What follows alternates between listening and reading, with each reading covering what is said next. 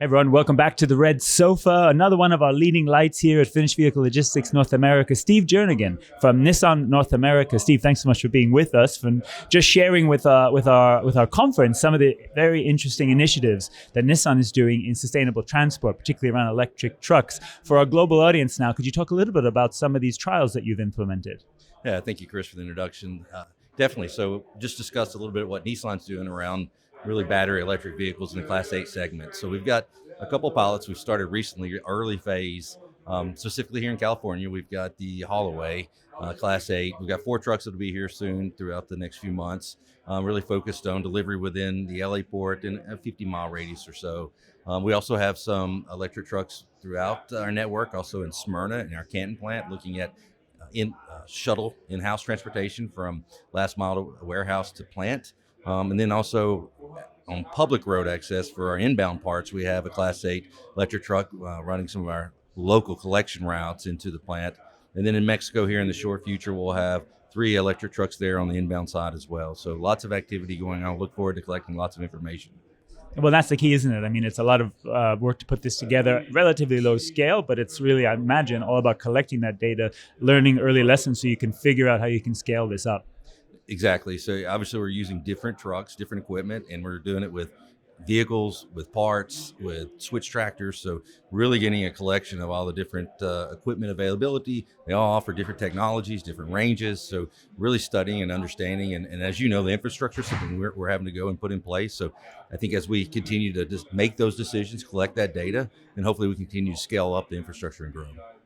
And you know, one thing that's been really clear, this is an ecosystem. Supply chain is always an ecosystem, but putting together electric trucks, you need charging, you need energy supply. Tell us a little bit about how the team has had to work differently with new sorts of players to get these things going. So, depending on location, it's been a lot different. But to here specifically in the West Coast and the port here, it's been extremely difficult, to be honest with you. So we've worked with government agencies, with our third party, as well as manufacturers of the Class 8 truck, as well as the port. So lots of people involved to make the vision a reality. It took more than a year. And many parties coming together, and we're continuing to work with them here in the West Coast and also in Mexico, right, in our plants. We've actually been able to put the infrastructure on site or near site to set it up, and then our partner in Smyrna as well has set up some small infrastructure. But it's been a journey. And how important, or what role does some funding or incentives from either state or federal government play in this sort of project?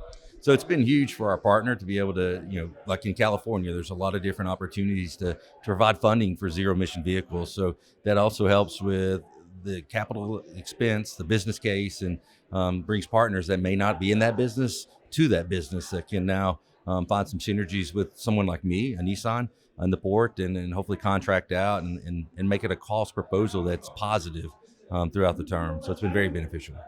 So again, these are great pilot examples, but you have other ambitious sustainability goals. So what other kinds of innovation, be it alternative fuels or different approaches you're taking to lower emissions whilst this sort of technology develops further? So emissions, we're doing lots of activities, specifically around fuels.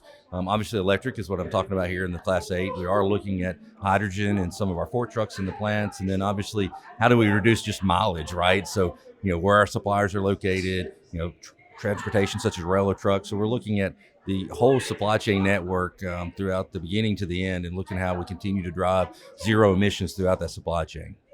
And finally, what message would you send to our audience, to some of your partners, around the innovation ideas you'd like to see from them to help go further and faster with this?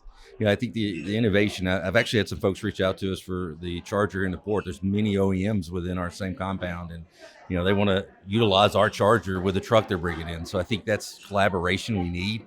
Our partners, a willingness to invest has been there. I think that willingness needs to grow, and then our commitment to our partner, with contracts and things to make sure it makes sense for them. So it's a win-win. But that willingness, support, and collaboration starting to grow, especially as I see more and more partners starting to buy more and more, electric vehicles, hydrogen vehicles, whatever the zero emission vehicle they may be purchasing. But it's a huge collaboration and willingness to move forward.